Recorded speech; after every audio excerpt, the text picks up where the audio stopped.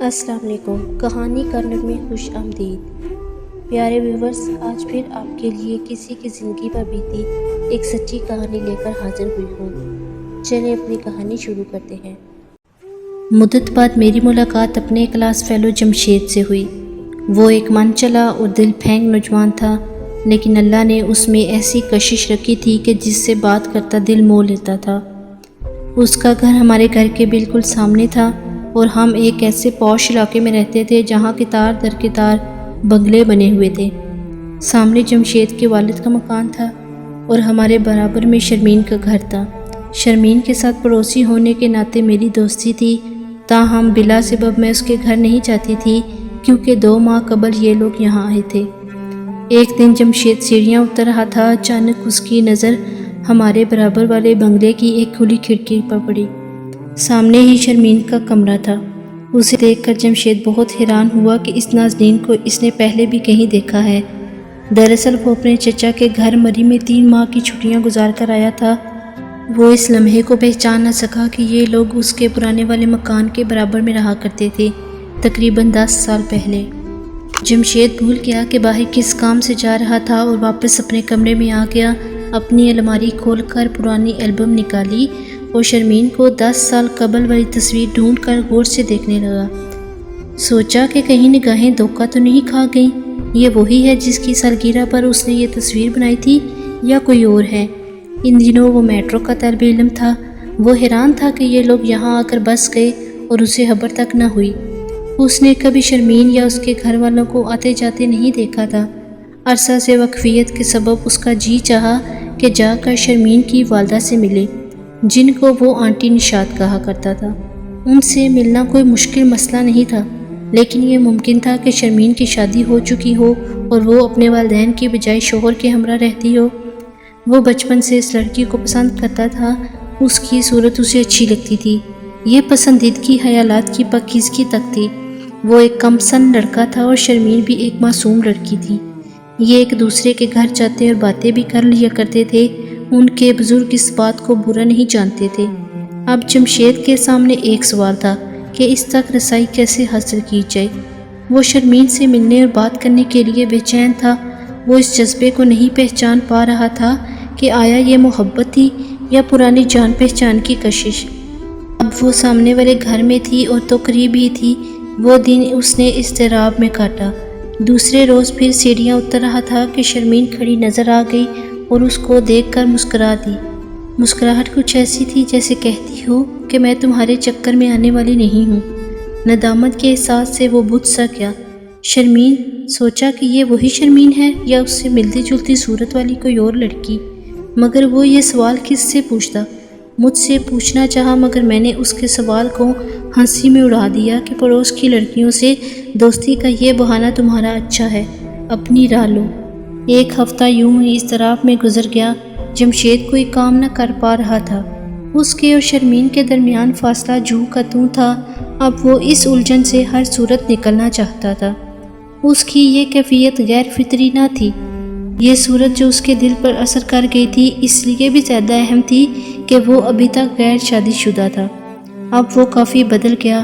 دوستوں میں وقت گزارنے کی بجائے خاموش رہنے لگا۔ مجھے لگا اگر یہ وہی شرمین نہ تھی تب بھی وہ اس کو چاہنے لگا تھا۔ جمشید نے مجھ سے 2-1 بار شرمین کے بارے میں پوچھا اور کہا میں اس سے شادی کرنا چاہتا ہوں۔ میں نے کہا اپنی والدہ کو بھیج کر ان کے گھر سے معلومات لے لو، میں کیا بتا سکتی ہوں۔ دراصل میں شرمین کے بارے میں اس سے مزید بات چیت نہیں کرنا چاہتی تھی۔ مجھ کو جمشید پر بھروسہ نہ تھا۔ احتیاط کا یہی تقاضا تھا کہ اس معاملے میں درمیان میں نہ آؤں کہ ہمارا بھی پڑوس کا معاملہ تھا۔ ایک بار شرمین کا بوڑھا ملازم گیٹ پر مل گیا۔ جمشید نے اسے آواز دے کر روکا اور پوچھا کہ تمہاری بیگم صاحبہ کا نام کیا ہے؟ نہ جانے وہ کیا سمجھا اور جمشید کو حقارت سے گھورتا ہوا گھر کے اندر چلا گیا۔ ایک دن میں حالہ کے گھر سے اپنے گھر جا رہی تھی کہ وہ مجھے گلی میں مل گیا اور پوچھا تم نے شرمین کے بارے میں نہیں بتایا؟ میں نے تو اس کے گھر سے کبھی کسی کو نکلتے یا اندر جاتے نہیں دیکھا۔ اگر وہ شادی شدہ ہے تو کیا اس کا شوہر کہیں باہر رہتا ہے؟ میں زیادہ اس کے بارے نہیں جانتی۔ وہ نئے لوگ ہیں، ہمارا آنا جانا بس سلام دعا تک تھا۔ آخر تم کو اس لڑکی سے اتنی دلچسپی کیوں ہے؟ اس لیے کہ اگر یہ شادی شدہ ہے تو میں اس کا خیال چھوڑ دوں گا، کیونکہ میں کسی کی ازواجی زندگی برباد کرنے کا قائل نہیں۔ لیکن اگر یہ غیر شادی شدہ ہے تو اس سے الفت کا رشتہ استوار کرنے سے پہلے میں اس کے ارادے سے واقفیت حاصل کرنا چاہتا تھا۔ میں بیچارے جمشید کے خوابوں بارے سوچ کر مسکرا دی۔ میرا خیال تھا کہ بہت جلد اس کو شرمین کے گھرانے سے متعارف ہونے میں کامیابی ہو جائے گی، مگر ایسا نہ ہوا۔ اس تلخی نے اس کی اچھی بلی خوشگوار زندگی میں زہر گھول دیا۔ شرمین کے حسن کا جادو اس کے اعصاب پر سوار ہو گیا تھا۔ وہ کہیں آتی جاتی نہیں تھی، تمام وقت گھر میں رہتی تھی، شدہ عورتوں کی مانت سنگھار کرتی، پھر اپنے سجے ہوئے سراپے کا جائزہ لیتی، لیکن تیار ہو کر جاتی کہیں بھی نہیں تھی، بس کھڑکی میں آ کر باغ میں جھانکتی رہتی تھی، جیسے اس کے من کا مالک اسی باغ میں کہیں چھپا بیٹھا ہو۔ اس نے جمشید کو کوئی ہلکا سا اشارہ بھی نہیں دیا کہ وہ بھی اس کو مخاطب کرنے کی جرأت کرتا۔ ایک حسین شام جب کہ وہ سیڑھیوں سے اتر رہا تھا تو اس نے کھڑکی میں آ کر اپنی کلائیوں میں پڑی چوڑیاں کھنکائیں۔ وہ ہمتاً شرمین کی جانب متوجہ ہو گیا۔ تبھی ایک لیچی جو کاغذ کے ٹکڑے میں لپٹی ہوئی تھی اس کے سامنے آ گری۔ اس نے وہ گولی اٹھا لی، اس پر لپٹا ہوا کاغذ کھولا۔ لکھا تھا، رات 8 بجے ان سیڑھیوں پر ملاقات ہوگی، فقط شین۔ اس نے اس کاغذ کے ٹکڑے کو جیب میں محفوظ کر لیا اور اپنے میں کمرے میں آ گیا۔ آج اس کی سوچ کے دھارے ایک خوشگوار سمت میں مڑ چکے تھے، گویا شرمین کو میرے جذبات کا علم ہے، وہ میرے حال سے واقف ہے، تو یہ بناؤ سنگار واقعی میرے لیے تھا۔ اس نے مجھے فون پر بتایا۔ اس ننھی منی تحریر نے بیچارے جمشید کی کتنی بڑی مشکل آسان کر دی تھی۔ اب اسے اگلی رات کا شدت سے انتظار تھا۔ دوسری شام آ گئی۔ شرمین کے خیالوں میں گم عمدہ لباس زین تن کر کے اس نے آئینے میں اپنا جائزہ لیا اور بند سنور کر جب اپنے کمرے سے نکلا تو رات کے 8 بج رہے تھے۔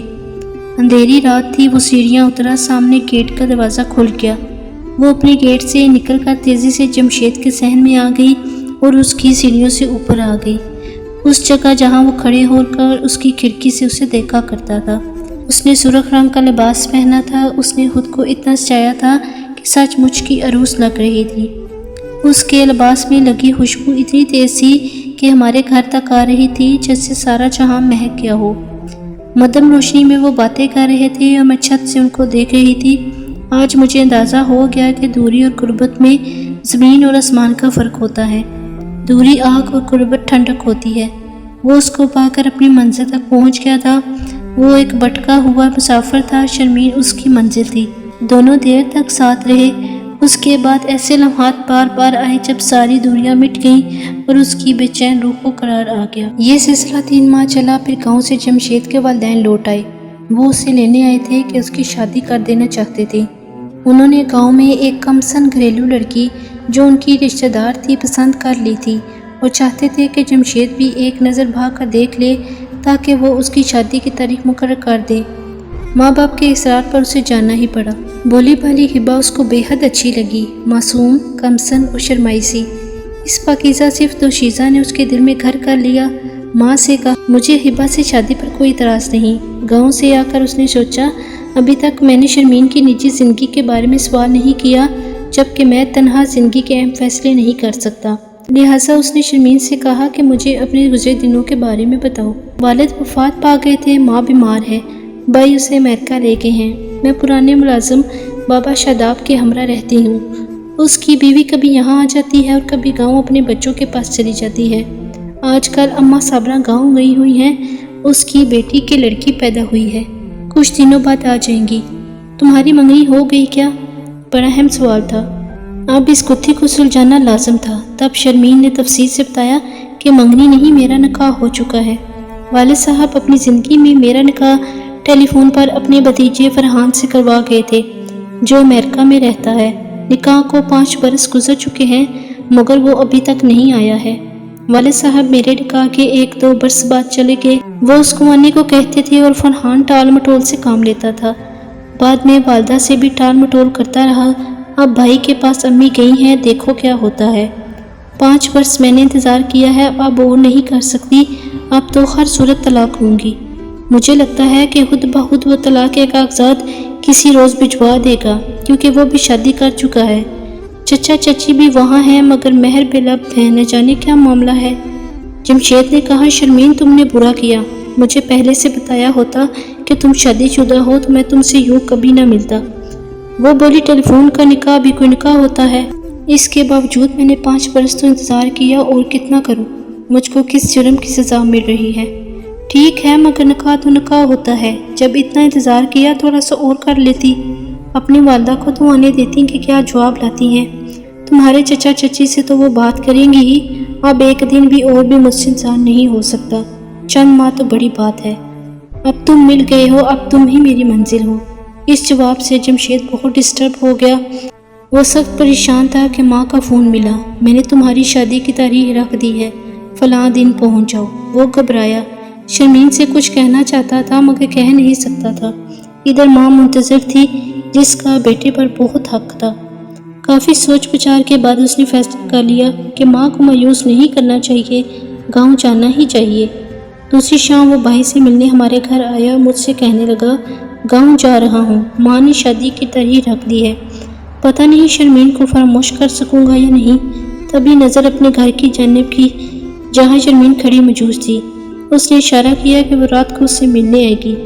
رات کے 8 بجے میں اپنے کمرے کی کھڑکی میں ہوا لینے آئی، میں نے دیکھا اس کے گھر شرمین آ گئی تھی۔ وہ ایک دوسرے سے اچھی طرح واقف تھے، تھوڑی دیر پہلے اس کو فراموش کر دینے کے بارے مجھ سے بات کر رہا تھا، اس سے شادی سے معذرت کی بات کر رہا تھا، لیکن اب اس کے سامنے ایسی بات کرنے کی ہمت نہیں تھی۔ وہ اس کے ساتھ سرد مہری سے بات نہ کر پا رہا تھا، وہ بے حد اداس اور چپ چپ تھا۔ شرمین کی میٹھی باتیں، اس کی کوئی بات اس کے کانوں پہ نہ پہنچ پا رہی تھی۔ تبھی جمشید کی سرد مہری اسے کھل گئی، وہ سمجھ گئی کہ جمشید کسی گہری سوچ میں ہے۔ اس نے کہا جو مسئلہ ہے مجھے سچ سچ بتاؤ۔ اسے بتانا ہی پڑا۔ ٹھیک ہے، کچھ دن قبل جب تمہاری امی تمہاری شادی کا سندیسہ لائی تھی، تم تب ہی مجھ کو آگاہ کر دیتے، تم ان کی خوشی پوری کرو، میں تمہارے راستے سے ہٹ جاتی ہوں۔ شرمین کے یہ کہنے پر جمشید جو پریشان تھا پرسکون ہو گیا اور ہلکا پھلکا ہو کر گاؤں چلا گیا۔ اس کی شادی ہبہ سے ہو گئی، اس کو وہ حور مل گئی جو سچ مچ اسی کی تھی۔ شریک حیات کو پا کر اس کو ایسا محسوس ہوا جیسے اس کو کبھی بھی کسی سے محبت نہیں تھی۔ شادی کے بعد جمشید نے وہ گھر چھوڑ دیا، بیوی کے ساتھ وہاں رہنا مناسب نہ جانا جہاں سامنے شرمین کا گھر تھا۔ وہ دوسرے علاقے میں فلیٹ لے کر ہبہ کے ساتھ نئی زندگی کی شروعات کر دی۔ مدت تک وہ ہمارے گھر نہ آیا اور نہ ملاقات کی، ہم سمجھے کہ وہ کسی دوسرے ملک چلا گیا ہے۔ کچھ عرصے بعد شرمین کی والدہ اس کے چچا اور چچی کے ہمراہ امریکہ سے لوٹ کر آ گئی، بیٹا بھی ساتھ تھا۔ فرحان نے ابھی تک شادی نہیں کی تھی، اس نے نکاح کی لاج رکھ لی اور اپنی منکوحہ کو لے کر امریکہ چلا گیا۔ شرمین کی قسمت اچھی تھی کہ اللہ نے اسے مزید بھٹکنے سے بچا لیا، شرمین کو منزل مل گئی اور جمشید کو بھی۔ میں سوچتی ہوں کہ اس جیسے نوجوان رائے حیات سے بھٹکنے لگیں تو تھوڑی سی شعوری کوشش سے خود کو سنبھال سکتے ہیں کہ اسی میں ان کے لیے فلاح کا راستہ ہے۔ وہ شادی کر کے گھر بسا لیں تو بہت سی خرابیوں سے بچ سکتے ہیں۔ تاہم جب عرصہ بعد وہ ملنے آیا تو اس کی باتیں سن کر میں ششت رہ گئی، میں کتنا غلط سوچ رہی تھی اور اس نے صاف صاف سچ باتیں کہہ دی۔ میں نے پوچھا تمہاری بیوی کے ساتھ کیسی بسر ہو رہی ہے؟ زندگی کیا شرمین کے بغیر بے کیف تو نہیں ہو گئی؟ میری بیوی میرے دل کی رانی، میرا پیار، میرا سب کچھ ہے۔ اس کے ساتھ شادی کے بعد مجھے احساس ہوا کہ ازدواجی زندگی اور آزادانہ میل ملاقات میں بہت فرق ہے۔ دور رہ کر محبت میں آہیں بھرنا اور بات ہے، جو شے حاصل ہو جاتی ہے اپنی کشش کھو دیتی ہے۔ جب نکاح کے بعد اپنی جیون ساتھی سے پہلی ملاقات شرف زندگی ہے۔ اس کے ان الفاظ نے مجھے حیرت میں ڈال دیا، تو گویا وفادار اور نیک اور باحیا بیوی مرد کے لیے اللہ کی طرف سے بہت بڑا انعام ہے۔ ہاں، یہی بڑا انعام ہے۔ پھر بھی مرد اپنی اچھی بیویوں کی قدر نہیں کرتے اور ادھر ادھر، وہ بہت بد نصیب مرد ہوتے ہیں بڑی بھی۔